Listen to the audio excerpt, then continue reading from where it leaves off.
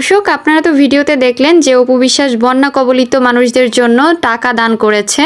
আর এবার দেখুন যে অপু বিশ্বাস ত্রাণ দিচ্ছে। অপু বিশ্বাসের বাসায়ও দুই একটা ক্লিপ আছে, এই যে দেখতে পাচ্ছেন যে অপু বিশ্বাস স্যালাইন হাতে নিয়ে বসে আছে।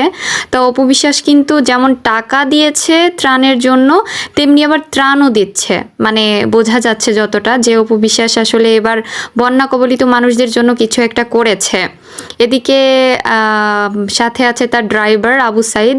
তো এরা সবাই মিলে প্যাকেজিং করছে। খুব ভালো লাগছে অপু বিশ্বাসের এটা দেখে, কারণ অপু বিশ্বাস মানুষের জন্য এতদিন কিছু করেনি বললেই চলে। যতটা আর কি দেখেছি, বা করলেও সেটা শো অফ করে না আমার যেটা মনে হয়।